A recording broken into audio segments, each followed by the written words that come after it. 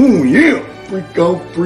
Yeah, I'm looking right into the video scope, And this is Macho Man, #1 Macho Man impersonator, past, present, future, yeah. And I'm here to tell you, you are watching 49er Minded with Bashar. Yeah, the cream of the crop. Dig it?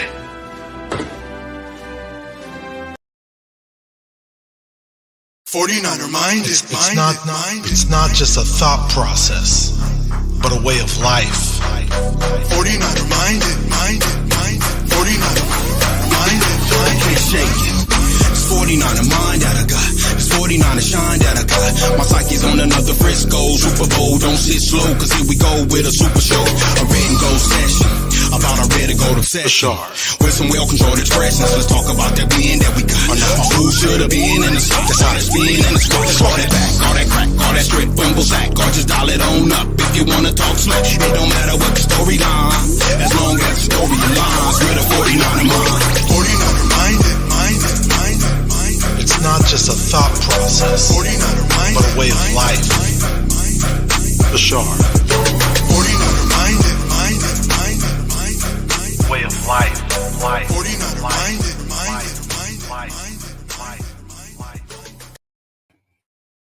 What is going on, everybody? My 49er faithful. It's a great Tuesday, celebrating the life of being a 49er fan. Even though we're coming off a loss, you still got to throw out some positivity there. We can't be sad and down all the time, right? But welcome to 49er Minded, where we get into the minds of 49er fans. Let me say what's up to my boy Swan Song in the chat. I think people are going to trickle in a little later. It's one of those days. And without further ado, let me bring on my guest. We got Suneil So Real from So Real Sports. How you doing, buddy? Doing fantastic, Bashar, man. Thanks for inviting me on. I remember we did a show together maybe like a month ago or whatever. Or it was the off season. It was no border sports. No border sports. Yeah. I think we also did one with was it? I don't know. I forgot, but yeah, I know we linked up then, and I'm glad I finally got to get onto your show, man. Oh yeah, likewise. It's great to have you on. I've been seeing you a lot with Jesse Naylor. Jesse Naylor, I think, is one of just a great person. I really admire him as a person, and he's a great content creator. And I know I know you're always. I'm actually on with him right after this. So there you go. I'm going on. You guys are always collabing. He's getting too much hype. These guys are Jesse's not. Jesse's my boy. I talk to him every single day. He's a great dude, but you gotta humble him every now and then, right, Bashar?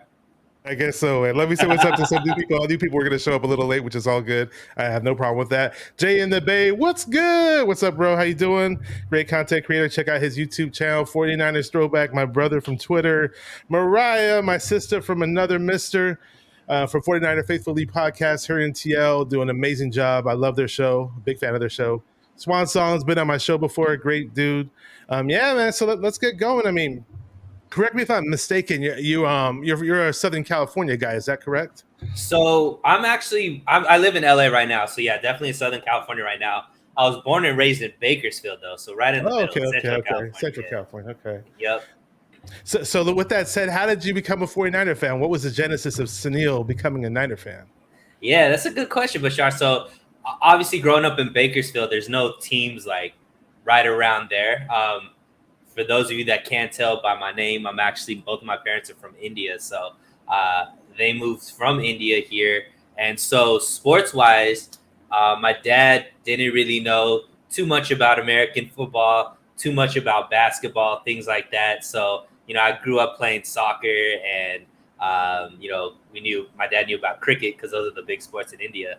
So when it came to like sports and I was coming of age and stuff like that, I didn't really have any like family pressure or anything like that as far as like growing up as a fan. So Bakersfield, you kind of get access to down south and you get access to up north when it comes to television. So when I started watching football, Steve Young was quarterback of the 49ers.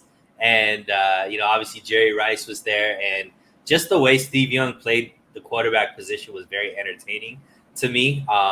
He had that ability to run. Obviously he was, pretty accurate with his arm. And the 49ers were good. So they ended up becoming my football team just because I like the colors. I like the style of play. and they were winning. So that's usually a good combination if you're starting to follow a team. So that ended up becoming, my team. Basketball wise, similar type stories. The Lakers were if you're anywhere close to LA, it's all Laker City over there. So ended up becoming a football fan, 49er football fan, Lakers basketball fan, and I was raised right. So those are my two teams. I was gonna say, because you mentioned coming from the Indian background, and I came here from we're from the Middle East. Iraq is where my country of origin, and my mom and dad growing up, my dad's. If you tell my dad when I was a little kid about football, the first thing that come to mind is soccer. Like they didn't have any concept of what American football was, and we didn't. Me and my brother got into football. My brother he was a little older than me, so he got me into football first. He got me into being a Niner fan first, God rest his soul. And, I followed his path because he was a Niner fan, and we had fun watching games together. What is up, Amin the Dream? What up, Amin? Bro? He's a Laker fan, man. Me and go back and forth about the Lakers. He's raised right, too. Oh, yeah. 49ers, Lakers, Amin's one of those good guys. He says, "What's up, Suneil Bashar?" I mean, the Dream is like I wouldn't want to call him a child, a young man, but a prodigy. Great 49er content creator. Been on his channel multiple times. Really, really good dude. Awesome, dude. Great to have him here. Pleasure. But yeah, it's different because when you grow up in those backgrounds, that it's like you kind of have to get them into football. It's the reverse thing. So later in life, me and my brother were playing high school football, and my dad came to the games to watch us. And obviously, when the 49ers were winning Super Bowls, against the Broncos and the Bengals, my dad and my uncles, we were all watching together. So, my family became a Niner family, my uncles, and just, it happened through evolution, being in the Bay Area. Yeah. I was pretty spoiled and lucky in that regard. But yeah, did you ever play football growing up? Or did you sign up for any organized team? You mentioned soccer. I played soccer. Yeah, no, my sports were soccer, basketball, and I played tennis. Those are the sports in college. In high school. I didn't play in college, just intramurals. But yeah, never played organized football, just pick up and all that kind of stuff for fun, but never organized. Okay, that's cool. But growing up, like, did you ever have a chance to attend any 49er games early on in your career as a Niner fan or later in life? Yes. So so I had an uncle that lived in Dallas. He's a huge Cowboys fan. So he was actually he was a big Cowboys fan, even though he's my dad's older brother. So he got into football, and we used to go there every Thanksgiving. So I've actually seen more 49er games in Dallas than I have in anywhere else, because he used to take me whenever the 49ers would play. When I was out there, he would take me to games. So I got to see the 49ers play a couple games out there. I've seen them always at away games. I haven't actually seen a game in San Francisco, so I've only been to away games. But I've been to probably like 4 or 5 Niner games.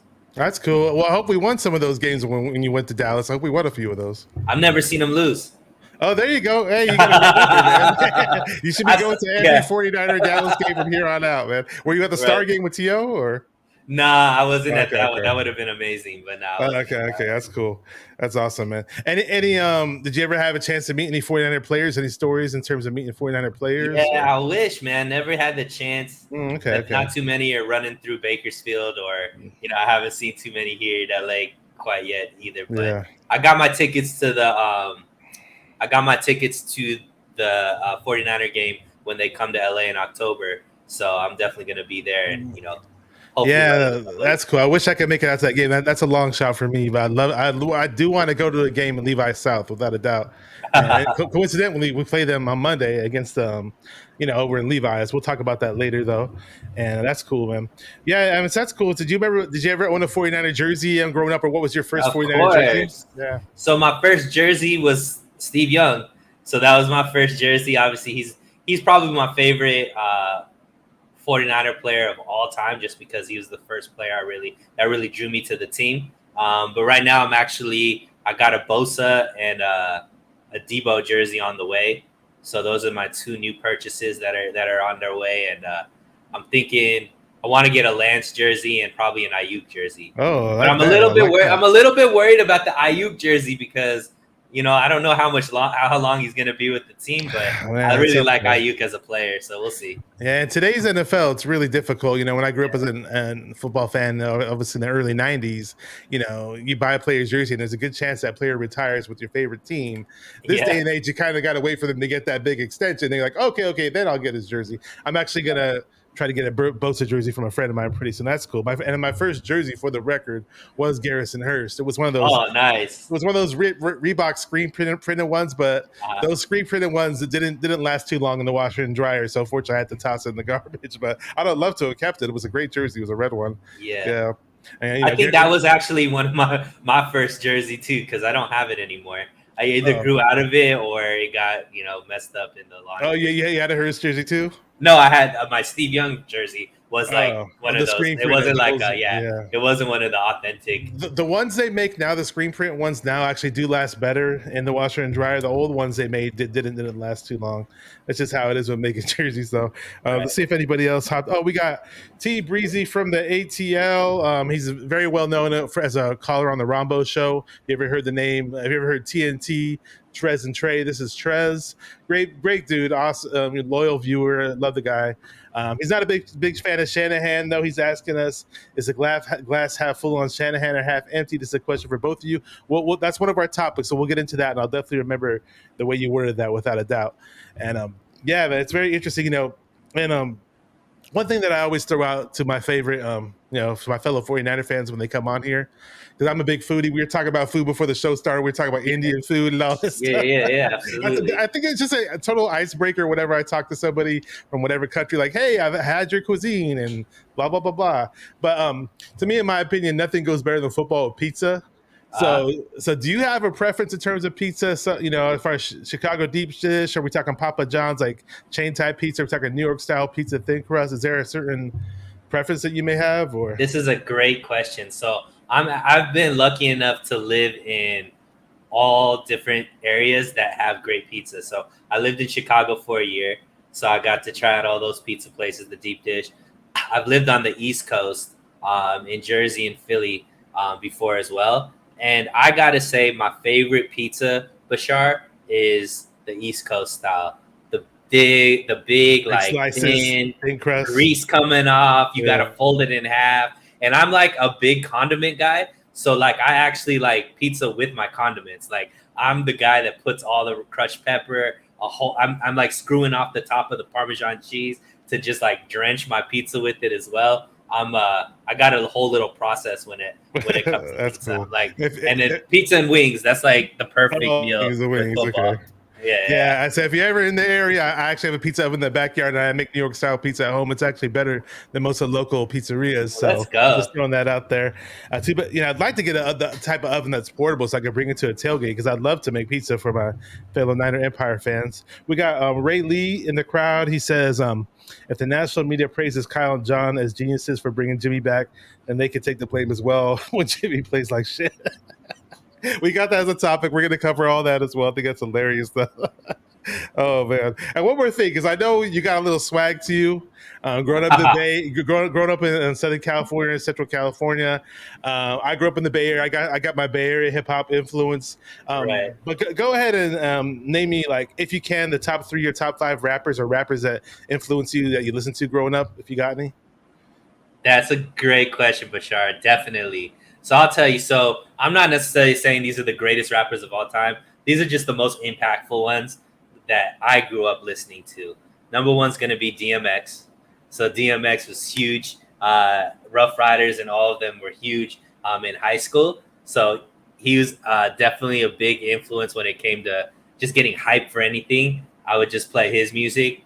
T.I., I love the way that he just carried himself, the way he wore his hat. He was big when I was growing up as well. So T.I. is a big influence. And then I'm going to obviously say Pac. Pac was obviously a legend out here in California, especially Southern California.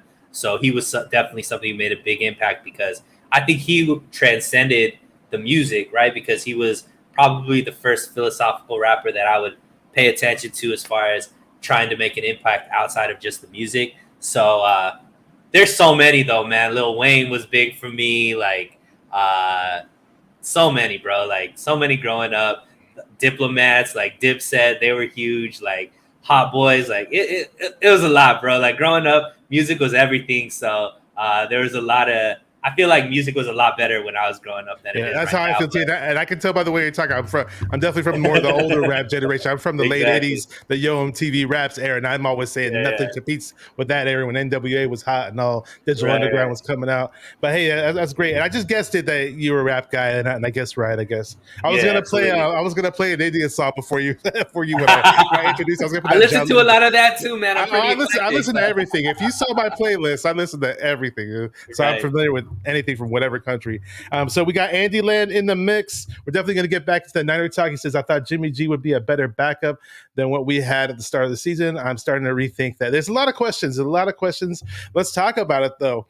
I mean, so we got to know Suneil as a person, and I've been on a show with Suneil before. We collab before, but we didn't really get to talk off topic stuff. It's always good to get to know some our fellow Niner people in our Niner community. But we had a game.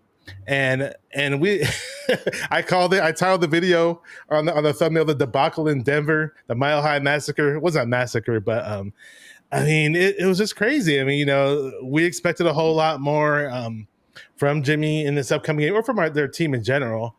And the what the media was saying all throughout the week was, and it was irritating the living daylights out of me. I ain't gonna lie. I am not gonna lie about it, because you said you were gonna buy a Trey Lance jersey. I'm a Trey Lance supporter.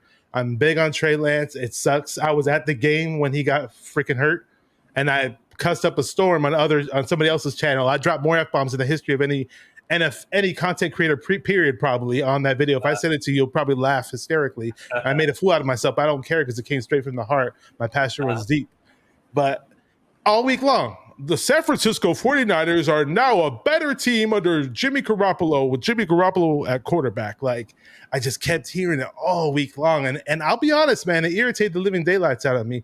I don't know what you were thinking, but what were you thinking about Jimmy going into that game, and what you saw from Jimmy throughout the game? Well, I mean, so I think a lot of the old heads in the media talk about Jimmy being, the team being better with Jimmy, just because he's a known commodity, right? Trey Lance is a very unknown commodity. He didn't play a lot in college. He only had the 1 year, and he hasn't had much NFL experience. So usually, and this is like for anything, not just football, if it's unknown, most people are usually afraid of it. So I think that's this media narrative that I disagree with. I think Trey Lance gives the team in the long run, a much better ceiling. But as far as if Trey's gonna go down, for the season like he did, unfortunately, I'm glad Jimmy is there, because I think that at least there's some stability there, right? Otherwise, it would be Brock Purdy, and we've seen what this team looks like without a starting caliber quarterback, right? We've seen it when it's a Nick Mullins run team. We've seen it when it's a CJ Beathard run team, and I would say Brock Purdy is more that level than what Jimmy is, who, for all of his ups and downs, he's still one of the top 32 quarterbacks in the league, right? Or top 33, top 35. Like, he's a starting level quarterback. So I'm appreciative that he's there. Now, as far as, do I think he's like top 10 quarterback? No, I've never been that guy. We know what Jimmy's about.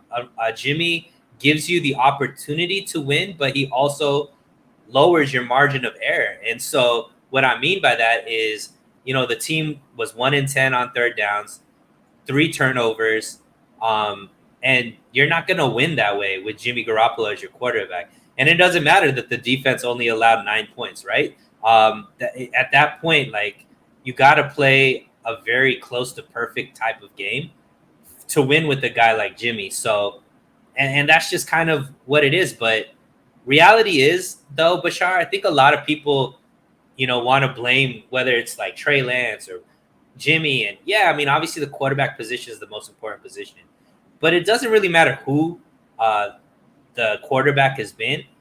Kyle Shanahan run offices for the 49ers have been extremely inconsistent. This has been a team that's always won, even under Shanahan, due to the defense playing elite, right? And the offense just doing enough, or at least not losing the game. But in the case like we saw against Denver, when they can't put up any points, it's tough to win. unless the offense is scoring points too. And I mean, the defense is scoring points too. And that's just not the case. So it is what I thought it would be, man. We're going to see this. We saw it last year. They went 3-5 before they figured it out and made their run and got into the playoffs and all the way to the NFC Championship game. I don't think it's like, I think a lot of people are like, it's Jimmy. And because of all of the angst between the quarterback controversy and how split the fan base was and the vitriol of it all, right? Because people that were entrenched in Trey's camp were, feeling a certain way, and people that are entrenched in Jimmy's camp feeling a certain way, and Twitter just went crazy. We're losing sight of the team, and we're more like just trying to see, fight for our player. But right now, Jimmy's the quarterback. I want to see him do well. I know what his limitations are, and they just got to figure it out, man. This isn't 2019 anymore. The good thing about it, Bashar, as we saw last season, they could go 3-5 and still figure it out and make a deep run. And I think they still have a lot of talent on this team. The biggest issue for me, though, is Trent Williams went down. So I think that's the thing that is the most scary for me. Fernando, I didn't forget about your question.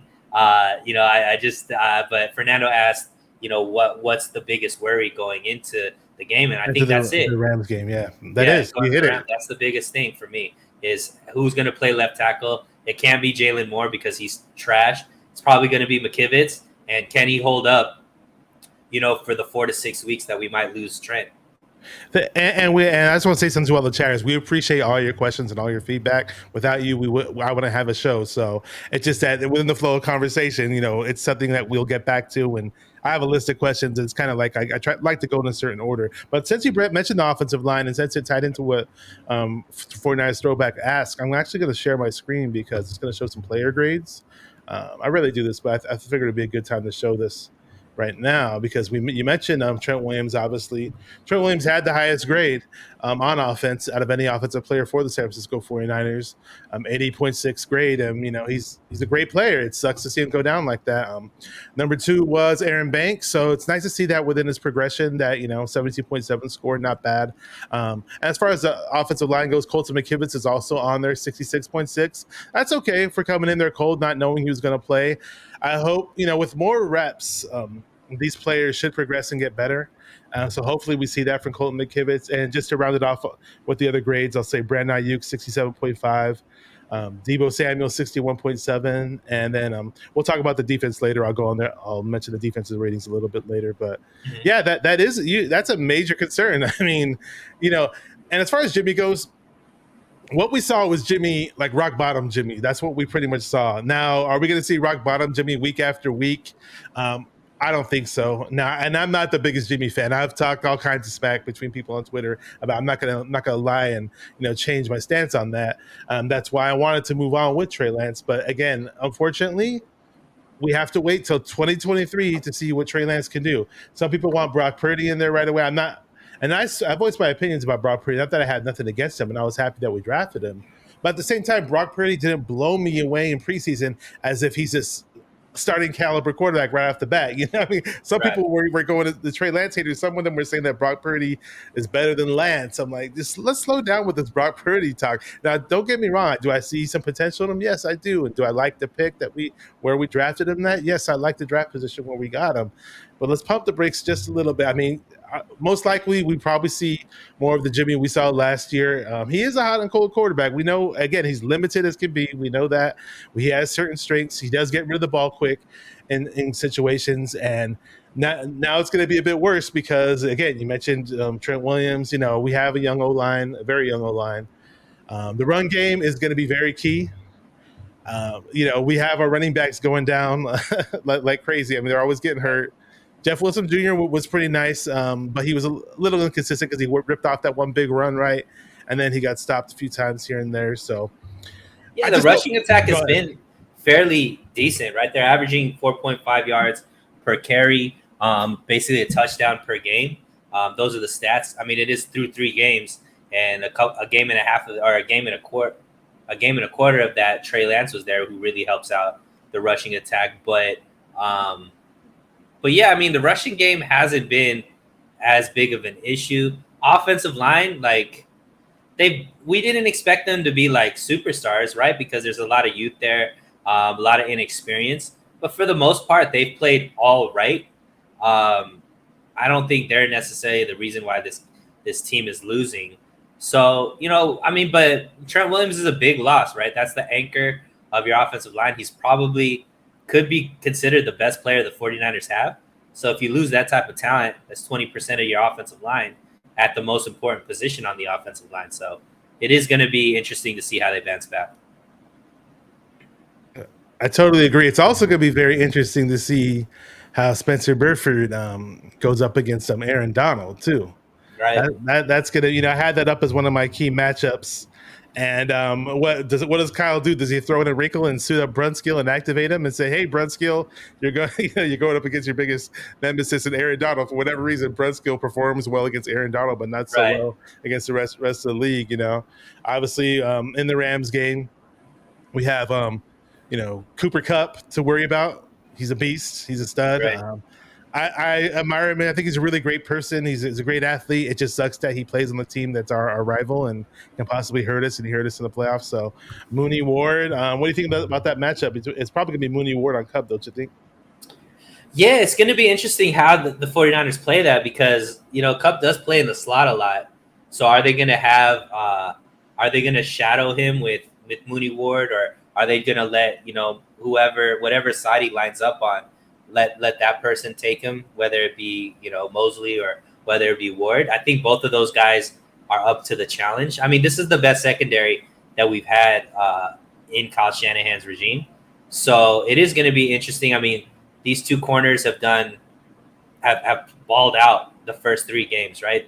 Receivers haven't been having very good games against them. I don't think that it's going to be any different.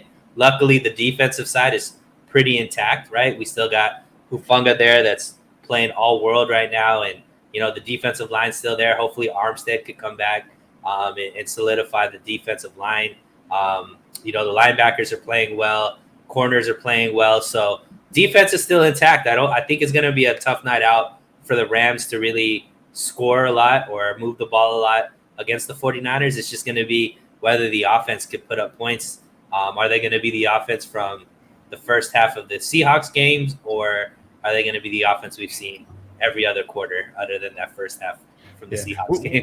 It's all good. We kind of jumped into the Rams talk a little early because we had some questions, but I have no problem with that at all. I did want to kind of go back to what happened over in Denver because you mentioned the defense and secondary, and it was an amazing, stellar performance by the defense. So shout out to Debacle Ryans. Hopefully we see more of those performances throughout the season. I was pretty high on Hufanga. I wasn't saying that he was going to be as good as he is now, but I definitely liked the Hufanga pick coming out of college. When I was reading and hearing that he was mentored by Troy Polamalu and that he was very instinctual in college and he forced turnovers, I was like, okay, cool. He'll probably breathe some new life into the safety position for the 49ers. Now, I didn't expect what he's doing now in the first 3 games, but I'm definitely welcoming it. I'm excited. I love seeing Hufanga in that role. And what's his name is filling in pretty well as well because I had a friend of mine, Gibson. There you go. Gibson's kind of having a little resurgence in his career. People were, we had him on the practice squad at one point as if he was just some washed up player that used to be good and he wasn't going to contribute. But, lo and behold, people were panicking that Jimmy Ward was going to be out all these weeks and I think he's going to start coming back pretty soon. So, but Gibson looks nice, man. Doesn't look bad at all. I'm really excited about this defense now. I'm just waiting for this offense to put some damn points on the board. But obviously losing Trent Williams is huge. Kittle coming back, it looked a little rusty. So I don't know what's going on with Kittle. I'm not going to doubt Kittle, though. I think he'll bounce back. Jimmy has to play more like he did last year. He can't do what he did this past Sunday night on a consistent basis. Then it'll be all bad, obviously. I mean, the biggest thing with Jimmy Bashar is just missing opportunities. Like there was that one pass where Debo was flying down the sideline, and Debo had to slow down, right? No, I'm talking about the one that actually was a completion. The one that looked like a punt. Well, yeah, that he just kind of aired it to him, and instead of giving him the opportunity of leading him to where he could have housed it because he had a step on the man defending him. It turned into just a first down and a nice chunk of yardage. But there's a lot of passes like that where the receiver had to stop versus leading them to be able to get the yards after the catch, which these receivers are so good at. So if a couple of these throws he puts in the right position where they end up becoming points, the whole game's a different story, right? And that's kind of what I'm talking about, is the margin of error with Jimmy is small, because if he hits that, we're talking about, which he did in the first half against Seattle, he hit those throws, so it turns into a blowout.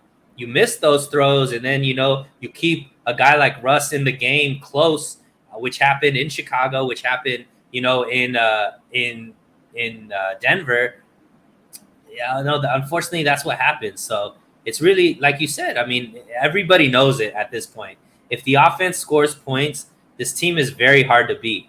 If the offense doesn't score points, anybody has a chance, and unfortunately, that's just what it is right now.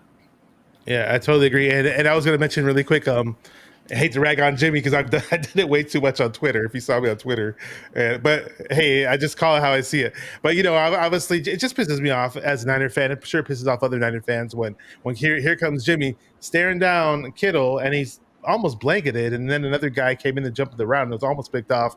But on the right hand side of the field, Ayuk is crazy open, a la Dante Pettis when we played the Bears. And earlier in the game, I mentioned that one play where Debo was like that. Same thing, right hand side of the field, Debo hella open, just like Pettis was when Pettis embarrassed us. So I was just like, come on, I don't know if he's not seeing these guys. I don't know. Maybe he's rusty. I don't know what his excuse is. But whatever it is, he's got to get together. And there is a huge dissension. People were mentioning Kyle. This guy said, Nicholas Ramos, what's up? Welcome to the family.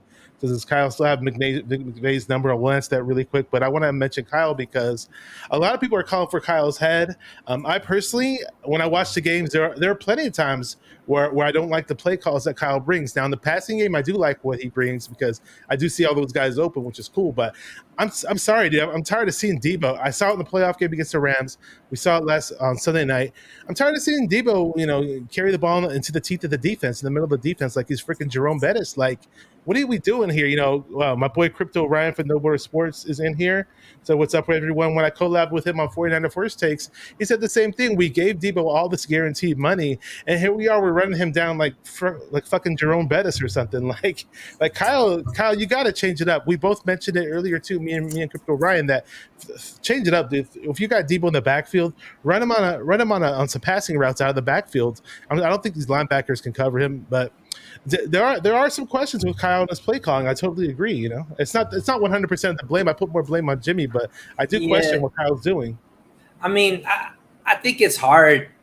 I mean, I think what Kyle Shanahan, a good criticism or a fair criticism on Kyle Shanahan is he took too long to figure out his QB position.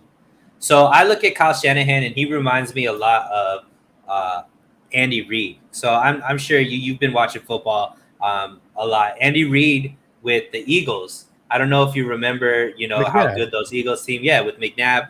They were the team that made it to the NFC Championship game like 4 or 5 times in a row back then, and they went to a Super Bowl once and lost.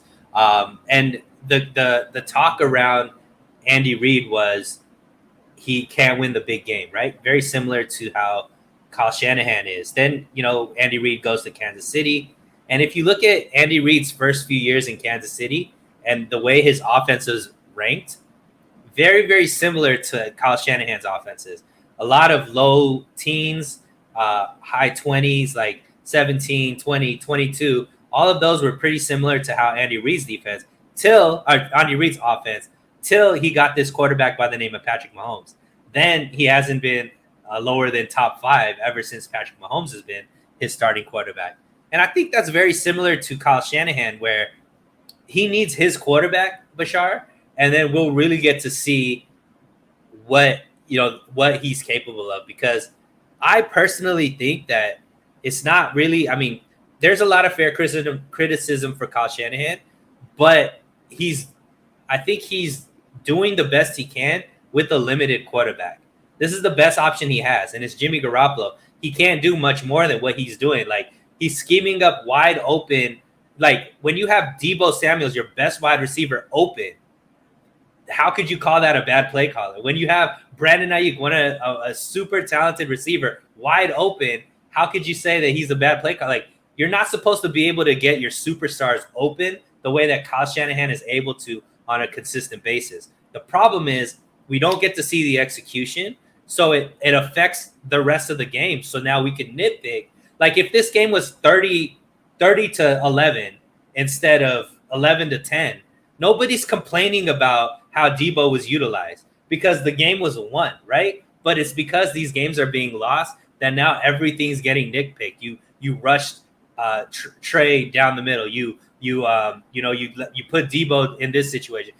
At the end of the day, he's giving the ball to his best playmakers and trying to get them touches. And I think that, I don't know. I think it's just a lot of Monday morning quarterbacking because the stuff that should have happened didn't happen. So it's just, let's blame Kyle.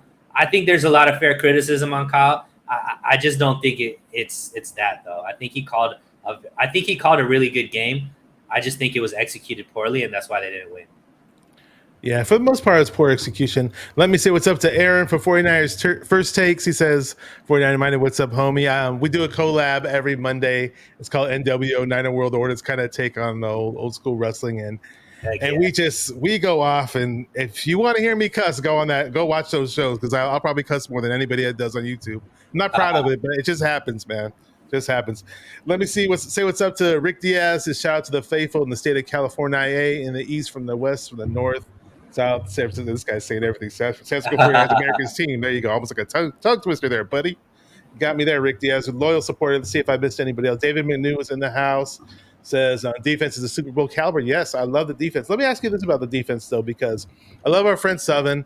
I love watching both sides. Said I was going to get his jersey. I was hella pumped when Drake Jackson got a sack. I was like sending my friends voice messages. Yeah, Drake Jackson, baby. I made up a little nickname because his first name's Drake. It's kind of cheesy, but little hip hop twist. I call him Drake, the Sack Pain Poppy. I don't know if that name goes well with people. I don't know, bro. I gotta work out. Maybe I should throw that one out. But I'm glad that he finally got his sack. That was nice. But let's talk about Kinlaw, because one thing that, as great as the defense was, one weakness that I noticed that irritated me, and I'm not going to try to rag on the defense because they were awesome, but just one thing I noticed, and Denver noticed it too, was they were running to the left side of the D line, and it was where Kinlaw was. And I know Jordan Elliott put out some film saying, "Oh, Kinlaw looked good in this game," and the videos that he put out from the All-22 looked good when Kinlaw that he put up on Twitter. But I'm just saying, I'm watching the game and I'm noticing Kinlaw at points in times looking weak in the run game. I don't know if you noticed that as well. Yeah, I mean, it's really tough to judge the run game when Armstead isn't there because he's such an important part of it. Armstead is able to take up a lot of space that really helps out guys like Kinlaw and, the linebacking core and all that kind of stuff. So, Armstead not being there, it does put a lot more pressure on Kinlaw. I didn't necessarily see him have a terrible game. I mean, the rushing attack for Denver did pick up a lot more in the second half. But once again, I think this is all kind of us nitpicking because the offense didn't do their job, right? If the defense put the offense in a position to where they should have had 14 points, 14 points in that first half. Let's say the score is they have 14 at halftime. It changes the complete game for Denver at that point, right? Then now they have to press more. They have to throw the ball more. They have to try to move the ball and all that kind of stuff.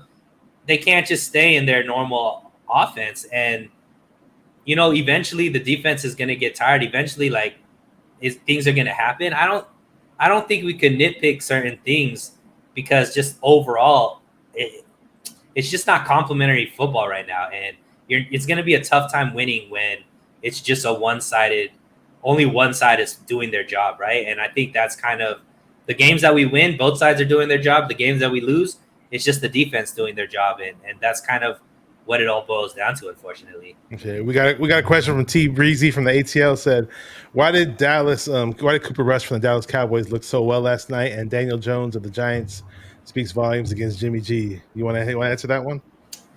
Yeah, I mean, look, Cooper Rush and Daniel Jones have physical attributes that Jimmy G doesn't have, so you could take advantage of those physical attributes.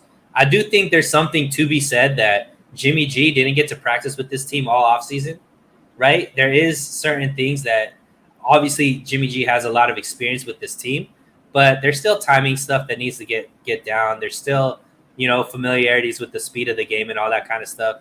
I don't think I don't know how good even like a quarterback like Tom Brady could come in absolutely cold and, play the best version of his football. And we know Jimmy is nowhere close to that elite, right? So Jimmy Garoppolo plays terrible no matter.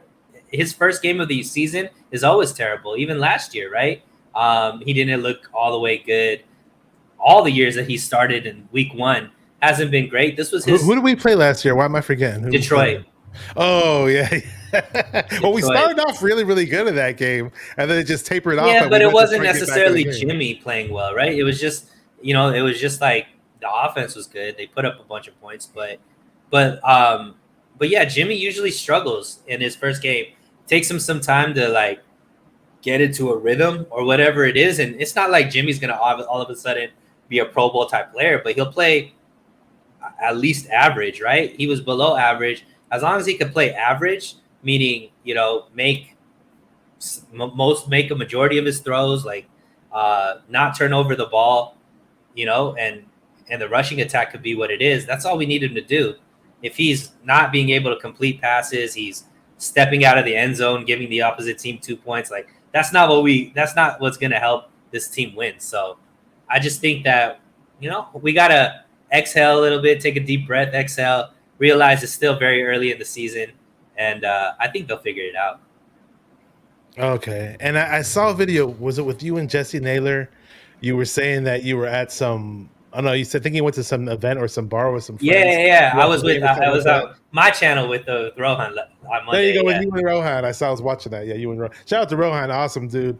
Yeah. Rohan Chakravarthi. I met him on Twitter, and we were just talking up on Twitter Spaces, and I was like, this guy sounds like a freaking walking and talking computer. Yeah. And he's a human being. Like, I need to get this dude on my show. So I put him on my show. And from that point on, man, he just blew up, man, and had been on everybody else's channels. And I love the guy. He's really, really great kid. I don't want to call him a kid, but he's only, 19 years old. I mean, that guy is just amazing, man. Yeah. Really, really good dude. That's cool, man. It's cool that you got to watch with some Niner fans and all that, and it's always good. Sometimes I just like sitting on the couch showing because you can hit the replay button and rewind things that you missed, and right. You always had that little advantage. Let me ask you this, because this is I have a friend of mine who's really big on Danny Gray. I was excited when we drafted him. There's a little video snippet of me from Celts Chronicles channel when we did our 4-hour day 2 of the draft show, and I got the snippet of when we drafted Danny Gray because I was so pumped up about it. But now that Trey Lance is in the mix this year, unfortunately, we got to wait till next year to see the guy. I mean, is Danny Gray going to have like a Trey Sermon-esque type rookie year? I mean, I kind of see it that way. I hate to be pessimistic about it, but I'm kind of getting those vibes. Well, I mean, the 49er wide receiver group is really good. So even if Trey was there, there's still 4 other receivers that are better than Danny Gray that are on the team right now, right? He's not getting any plays over Devo. He's not getting any plays over Ayuk.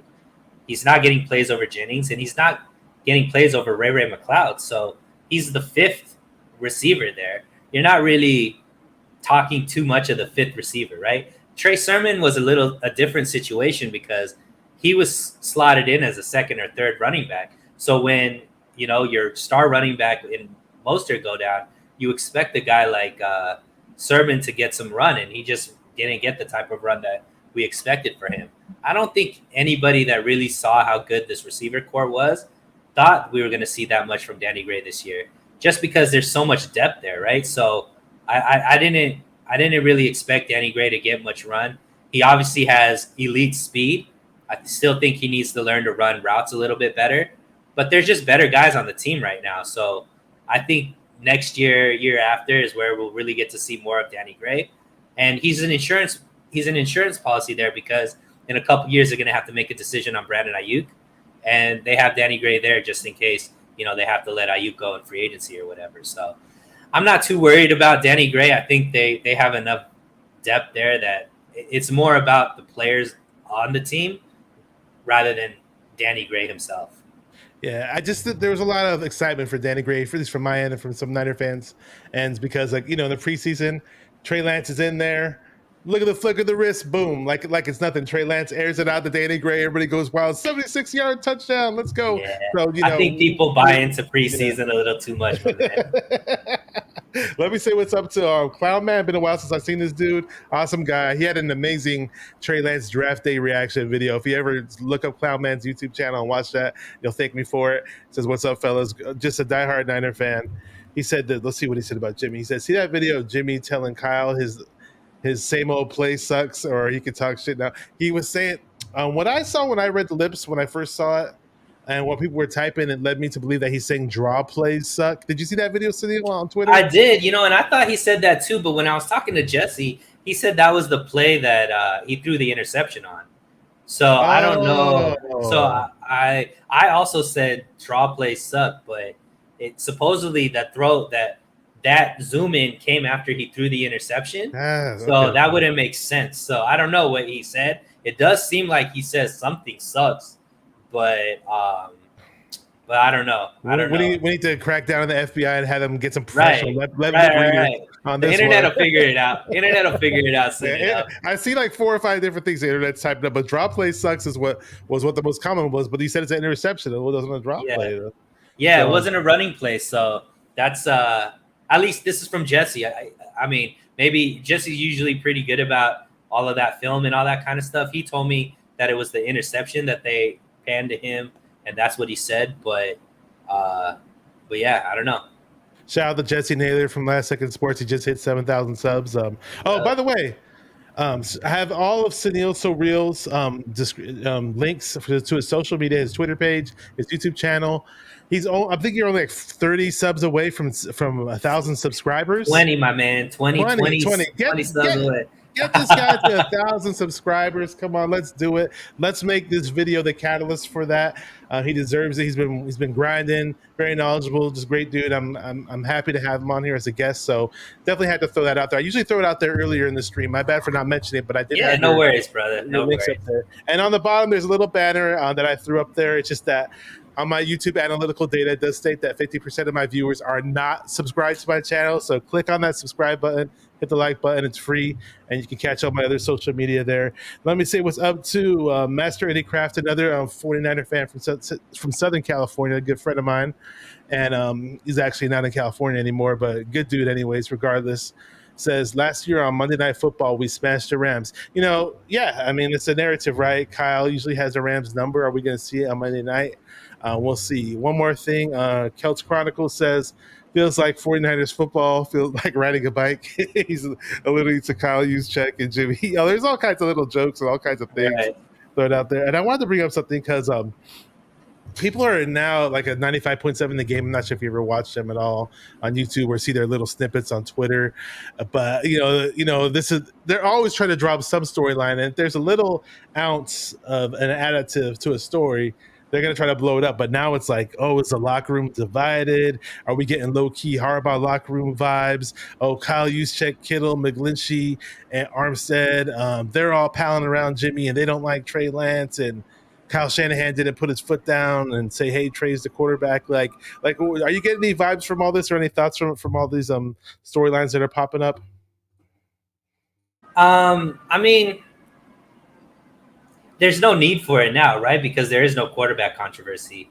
Jimmy is the quarterback, right? So maybe if Trey was still playing, it could be a bigger deal. I do think that there's players in the locker room that believe Jimmy, that are Team Jimmy.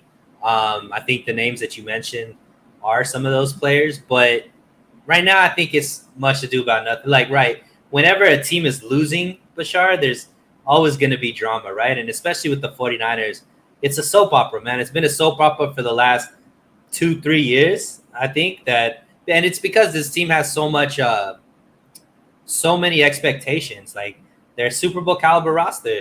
So for the team to have so many ups and downs and underperform at certain points in the year, which they've continuously done, there's always going to be people are always going to point to why is that happening. I think it's week 3, right? We saw, like I said, I keep saying it, and I know it's not the same as last year, but this team did go 3-5 last year, and everybody thought that the season was over, and they were able to go on their run and still make it to the NFC Championship game with pretty much the same team, right? All of the main key pieces are still there, minus obviously, minus the left tackle. I don't know why. Trent Williams. Trent Williams. I was thinking you were going to say that. Yeah, minus Trent Williams, but yeah, I mean, I think they still, like, I heard Coach Belichick once say he really doesn't know what he has till week 6. So we still have 3 more games. They are tough games. We play the Rams a couple of times there. So, we still have a path to be coming out of this bye week still in first place in the NFC, because we do play the Rams there twice. Arizona isn't, playing that well. Seattle is Seattle. So I still think that there's a lot. These next 3 weeks are going to be what we really have to focus on. Obviously, the first 3 weeks, Bashar, are not ideal. We'd love to be 3-0 right now instead of 1-2. But the season isn't over. It's still very early. We just got to give it some time. And at the bye week, if we're still feeling the same way, then maybe we need to talk. But hopefully they can figure it out in these next 3 games. We're 4-2, number 1 in the NFC West, and we're okay at that point. Yeah, I got you. I mean, some people judge the kind of where the season's going from the first 4 games, but I like the way Belichick put it, because 6 games you're kind of you're inching a little closer to the midway point of the season. So again, it is early, just that there is disappointment. For many. Can I answer this, Steve Supremo? Man, we're out 6 starters already. Yeah, I was going to mention that too. Yeah, and Steve-O, that's a great point. And this is one thing that I think there was a big debate, right? I don't know if you remember, Bashar, but there was this part of the content creator community and the faithful that were really upset with the front office because they didn't, quote unquote, go all in, right? They didn't sign a bunch of big names. The Chargers went out and signed Khalil Mack. They signed J.C. Jackson. They signed all of these big names. The Raiders went out and made some big signings. There were teams that just went out and went, quote unquote, all in. And the 49ers didn't do that. Instead of throwing all their money at big name people, they went ahead and focused on bringing in a lot of depth. And this is probably one of the deeper teams in the league. So, Steve-O, where you say we're out 6 starters already, it's absolutely true. Some of the level of talent is going to be hard to replace, like we talked about Trent Williams and all that kind of stuff. But we just saw Jimmy Ward is out, but Gibson is coming in and playing pretty well. We don't really see safety play be an issue for us.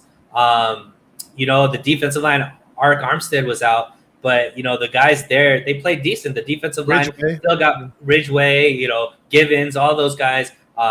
They still got 4 sacks against an offensive line that's supposed to be, a better offensive line. Running back, Jeff Wilson Jr. has come in and he's averaged 4.5, 4.6, 4.7 yards per game. So he's still doing pretty well there. So even though we are missing out starters, it's not like we don't have replacement guys that are going out and doing their job. So I still think the caliber of this team is still really, really good. And it's because this team decided to go after depth versus signing big names. And you kind of mentioned it as well, like going and re-signing Jimmy and lowering his contract and all that kind of stuff gave them depth at the quarterback position, because what would this season be like if we were starting Brock Purdy right now instead of Jimmy Garoppolo, right? We're not probably feeling that much that we have a chance at all to really be competitive this year. So I like the fact that this front office went after depth versus high-level talent, because the league is the way that it is. And unfortunately, injuries are a big part of the game, and people are going to go down. But how could you still stay competitive? You got to have that depth. So I think that's more important. Yeah, you pretty much nailed it right there. I was going to ask you why our players get hurt so much, but I mean, does anybody really know? I mean, we changed our medical staff. It's a physical game, man. It's a physical game. I mean, who was that? why am I forget blank on the wide receiver Sterling Shepard? Is that his name? Yeah, Shepard. What an Just scores injury! ACL. He was just It's frolicking. that turf, man. It's that turf. That's where last year two guys that's where both the that was it Bosa and Solomon Thomas back-to-back ACL tears. Exactly. That was some fluke. I don't know. We need to pray to the football gods to do something. I mean, we lost those two guys on those back-to-back fluky plays.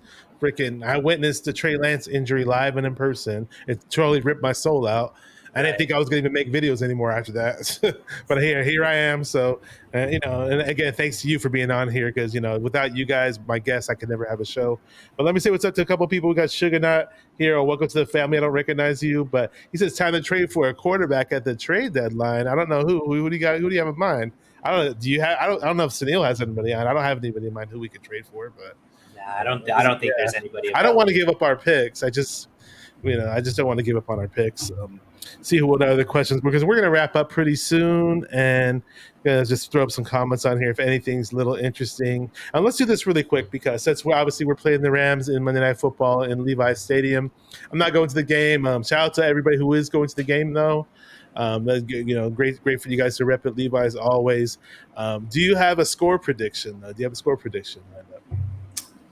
Man, I've been so terrible at these score predictions, my man. It's never what I think it is. I don't know. I can't say because I don't have faith that this offense knows how to score points quite yet consistently. So I don't think it's going to be a high scoring game, probably somewhere around 21-17. I don't know. I think this is going to be a tough one for the 49ers to win. I think that this might be an L for the 49ers. It could be. My saving grace or our saving grace may be just for the fact that it's a night game at Levi's Stadium. That helps. I'm thinking a closer type game too. I'm thinking 2014, something along the lines of that. And again, for you and I, it's been a terrible year for predictions in terms of scores. Week 1 was a classic example. We had blowout scores predicting you probably as well. Yeah, I did. Let me say what's up to Elias Lopez. Says, what's up, Bash? Long time no see. How you doing?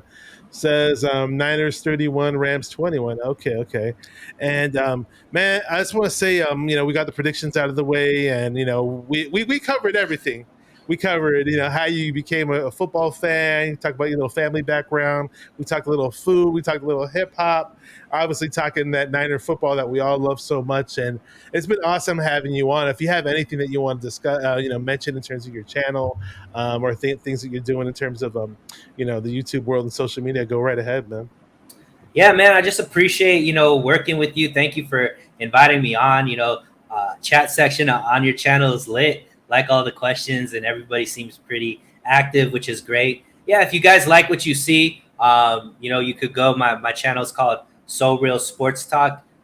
So at YouTube.com/So Real Sports Talk TV. Close to 1,000 subscribers, like Bashar said. So if you like the content, please give me a subscribe. Like some of the videos. If you want to keep it going, in about a half an hour, I'm going on Last Second Sports with Jesse to do our weekly Tuesday night show on his channel. So we're going to keep the 49er talk going on over there. I'm a big fan of you and Jesse when you guys collab. I'm gonna try my best to check it out. I'm gonna probably have a little dinner in between, maybe. Probably eat something in between. Let me see. Say what's up to Niner Cali boy. Shout out to him, man. He says 24-18. He's repping the Niners all the way in Arizona. I believe he's originally from Cali, though, from the Sac area, if I'm not mistaken. I'm over in Roseville, not too far away. I grew up in the Bay Area, but. Yeah, great dude. I got to meet him at the 49er meet and greet that we had going on in Sunnyvale the night before the Seahawks game. So I had a great time. I got to meet Nick from Nothing But Niners. I met the dude from the Hive, Javier. I met Brandon from Four River Faithful Podcast. I met him before, but Raj was there from RSF 49ers. Raj from Instagram and YouTube. Just cool to meet content creators and cool to meet just all kinds of Niner fans and people. Every now and then you run into some random person that watches your videos that you never even knew, and it's just great to talk to such great people like that and meet such great people. So I had a blast. Waruna's here. Waruna Pereira, what's up, bro? How you doing? It says Purdy season. He's already all these people. I see Purdy's name popping up in the chat a whole lot. What's the it's the old cliche goes, the most popular player on the team is the backup quarterback, right? Right. Waruna was in rare form right after the game. He had some great tweets right after the game that were hilarious. Waruna is another big time troll, and he was on his game after the loss. Yeah. When we were on 49er First Takes channel on the NWO show, Waruna was on there with me on Monday, and it just always cracks me up when Waruna drops his F-bombs and starts swearing, because I never expect it. He'll just break things down in this philosophical way, and the next thing you know, he drops the bomb on you. It's just hilarious. Right. What up, Clevis Lopez says, I came for the Jimmy G jersey giveaway. Not today. I do have some jersey, though. I don't know what I'm going to do with my Jimmy G jerseys, because he fell out of favor with me. I hate to say it, man, but I keep it real when it comes to Jimmy and whoever else is on the 49ers. Let's see what Waruna says really quick. Rams limited Cardinals to 70 rushing yards. If they repeat that, prepare for a long night. That is scary. I want to see Jordan Mason get some damn touches, man. I like Wilson look good. Marlon Mack, I want to see what he can do. Again, back to Kyle, just to distribute the carries a bit more, not make Debo a running back so damn much. That'd be nice. But thanks for bringing that up, Waruna.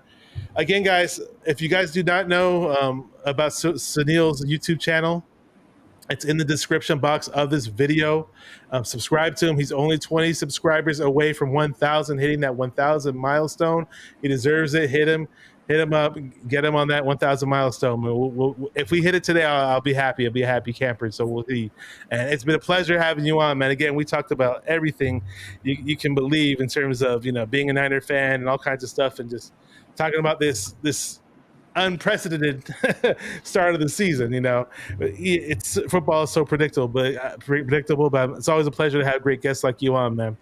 Before we wrap up, anything else you want to say really quick? Or Bashar, thank you. And if you guys haven't subscribed to Bashar's channel, please go ahead and do that. Let's get that up to only 40% of the people that watch his videos are not subscribers, right? Well, it's 50. It needs to be. It's 50, so let's get it down to 40% are not subscribers. So that means 10% subscribed. So let's get that going as well. Yeah. So good. I hope. Yeah. Oh, one more person before we go. He's a fellow Desi, by the way. This guy, Nighthawk Afterburner. Well, fellow for you. I'm not Desi, but he says, Jimmy, do not do nothing good on Sunday. Trash. You're a little late to the party, Nighthawks. You can always rewind it, hit up the replay. We appreciate you, though. Nighthawks be a legend in these YouTube streets. If you remember the Rombo show, he's a famous caller on there.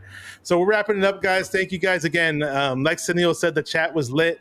If you talk to Dion from Niner Game Podcast, he's always hyping up my chat. He loves my chat. So that's a shout out to you guys in the chat. You guys are awesome. Again, thank you for coming on 49er Minded. Again, where we get into the minds of 49er fans. So keep repping those 49ers and stay 49er Minded. Peace.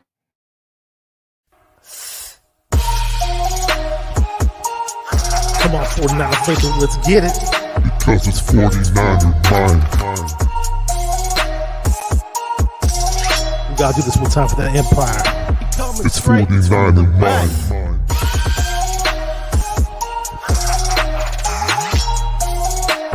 It's 49er Mind. We gotta get that brick by brick real quick. 49er Mind. Yeah. Yo, we can't listen to them haters, man. 49er Mind. We from the Bay. 49er Mind. We them San Francisco 49ers. 49er Mind. We got that